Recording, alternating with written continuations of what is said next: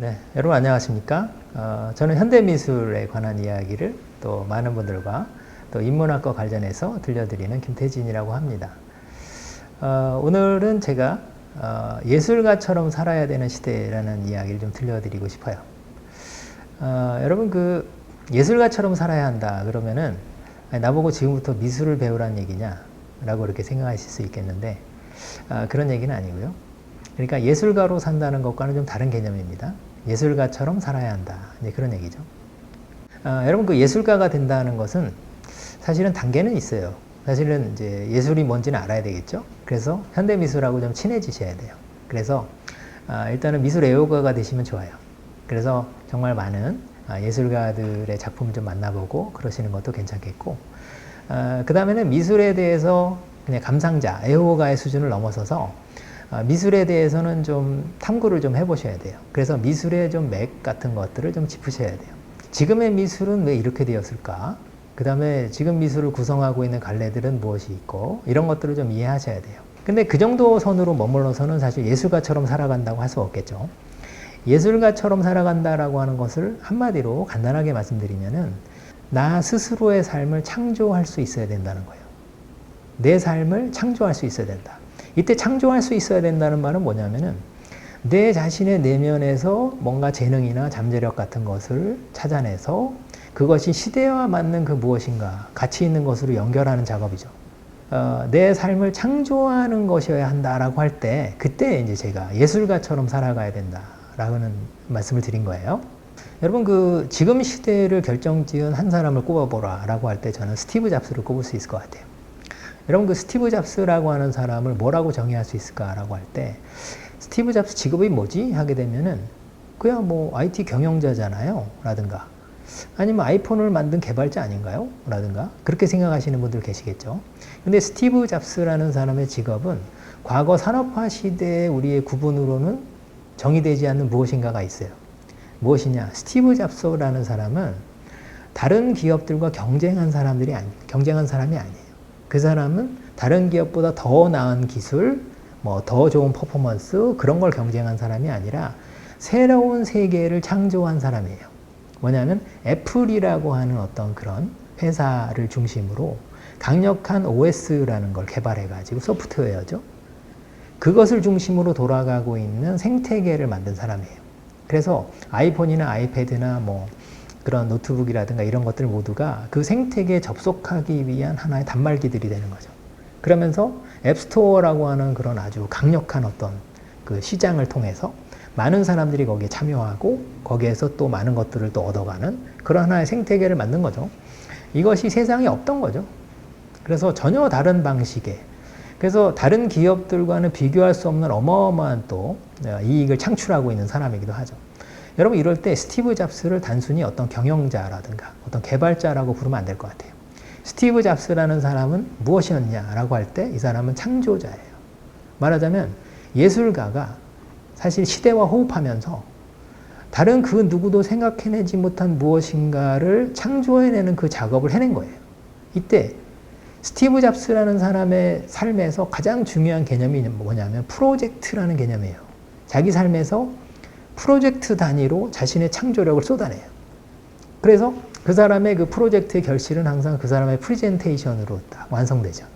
그래서 자신이 포켓에서 이렇게 자그마한 아이팟을 꺼낸다든가, 그죠? 어떤 이런 것들로 자신의 프로젝트가 완결되는데 이런 질문을 해볼 수가 있겠죠. 여러분의 삶에 프로젝트가 있습니까? 만약에 내 삶에 프로젝트가 없어요 라고 하게 되시면은 이제부터 노력하셔서 예술가처럼 살아가는 삶을 시작하셔야 돼요.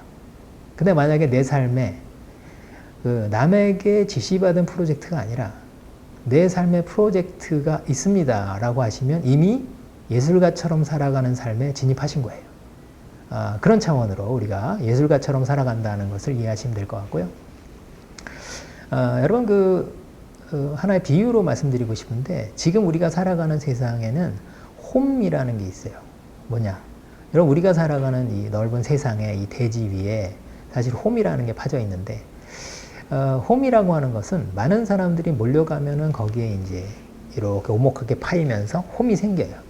근데 이 홈이라고 하는 비유가 의미하는 건 뭐냐면은 남들이 다 가고 싶어 하는 곳이에요. 그래서 요즘에 시대가 많이 바뀌어가지고 참 그 직장이라고 하는 것들이 많이 없어진다. 안정된 직장이 사라지고 AI나 로봇이 우리 인간의 일자리를 대체하고 있다. 뭐 그런 걱정들 많이 하시죠. 그런 가운데 사실 우리가 안정된 직장이라고 생각했던 많은 것들이 사실은 사라지고 있는 중이죠.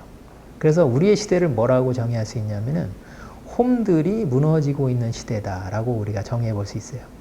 그러니까 우리의 삶의 방식은 여전히 산업화 시대에 머물러 있는데 어느새 시대가 찾아와 가지고 정보화 시대가 열린 거죠.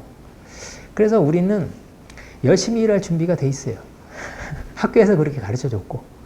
그래서 열심히 일할 준비는 되어 있는데 세상이 우리에게 일할 기회를 주지 않는 거죠. 이런 시대가 바로 홈들이 무너지는 시대예요. 이 시대에 적응하지 못한 많은 분들이 어떻게 살아가시냐면은 아직 남아있는 크고 단단한 홈들로 머리를 들이밀고서 몰려드는 거죠.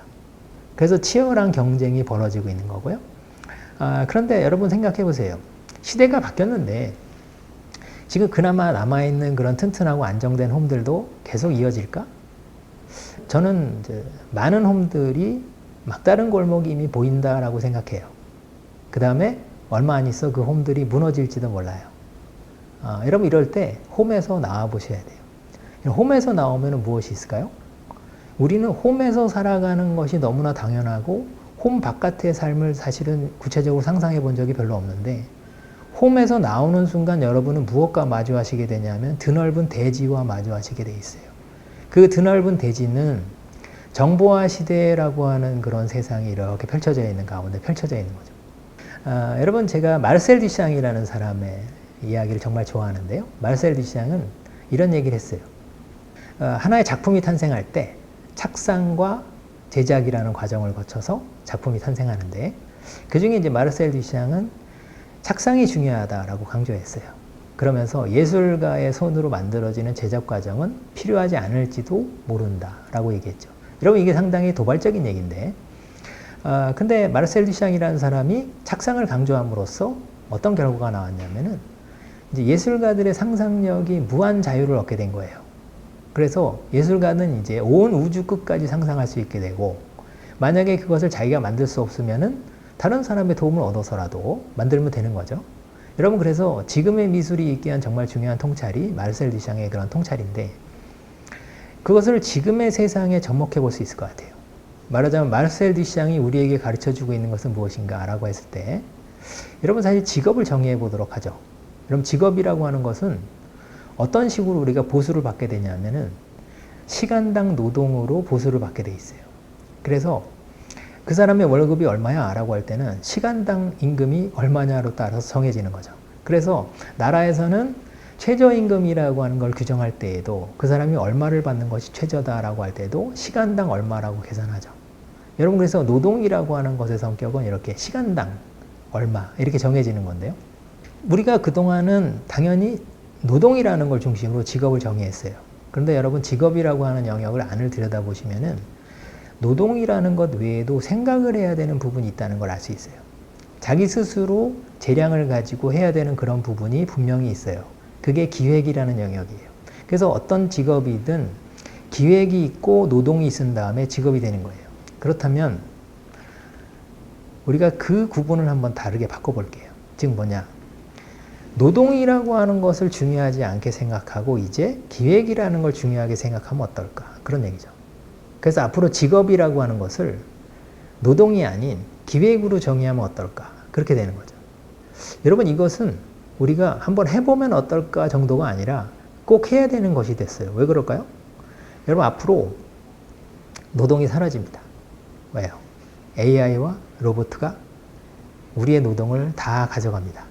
그렇다면 우리는 무엇을 할 수 있어야 되냐면 AI와 로봇이 못하는 영역을 해야 되겠죠? 여러분 그게 바로 기획이라는 영역이에요. 즉 무슨 일을 해야 되는지를 발상하고 그 다음에 그것의 우선순위를 정한 다음에 AI와 로봇에게 일을 지시하고 그 결과물에 대해서 평가하고 피드백을 준 후에 결정을 내리는 일을 하는 것이 바로 기획이에요. 그러면 이 일을 하는 것이 앞으로는 직업이 되는 거예요. 여러분 그래서 이런 말은 틀린 거예요. 뭐냐? 앞으로 AI와 로봇가 직업을 뺏어가요 라고 하게 되면 그것은 틀린 말이 되는 거예요. 무엇을 뺏어가나요? 노동을 뺏어가는 거예요. 우리에게서 뺏어가는 건 노동이에요. 그렇다면 인간의 직업을 제정해야 되겠죠. 그래서 여러분의 앞으로 사회에 나가서 무엇을 해야 되냐, 혹은 내가 직장인으로서 무엇을 준비해야 되냐의 포인트는 무엇이 되냐면은 이제는 노동이라고 하는 것의 비중을 여러분 삶에서 줄이셔야 되고 기획이라고 하는 것의 능력을 키우셔야 돼요.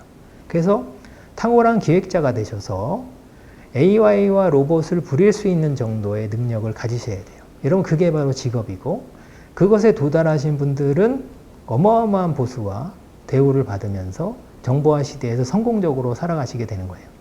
여러분 그럴 때 이 기획이라는 걸 한다는 걸 할 때 이때는 남들과 똑같은 걸 해서는 전혀 대접을 받을 수 없겠죠. 그래서 이 기획이라고 하는 영역은 바로 예술적인 영역인 것이고 창조적인 영역인 거예요.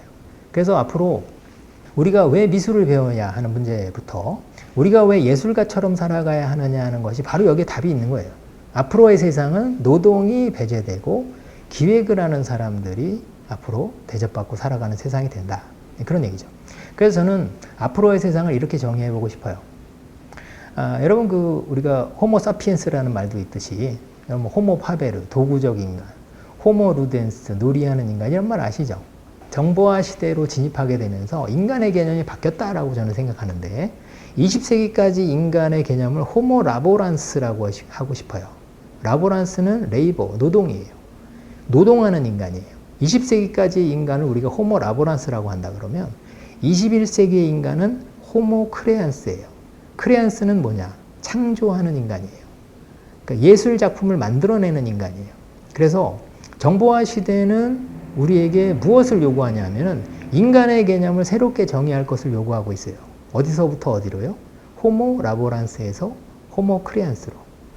앞으로 우리의 도전 과제는 명확해졌죠? 어떻게 해요? 우리는 호모 크레안스가 될 수 있는가? 그 도전을 해야 되는데 그렇다면은 답은 정해진 거죠. 이제 앞으로 나는 예술가처럼 살아야 한다. 여기에서는 이제 이론의 여지가 없는 거예요. 내 삶의 그렇다면 무엇이 필요하다는 거예요? 프로젝트 단위로. 내 삶을 어떻게 하면 프로젝트 단위로 나의 예술적인 역량과 창조성을 뿜어낼 것인가? 여러분 이 고민을 하면서 앞으로의 시대를 대비하셔야 되겠죠. 그래서 오늘은 여러분과 함께 예술가처럼 살아가기라는 이야기를 들려드렸습니다. 네, 감사합니다.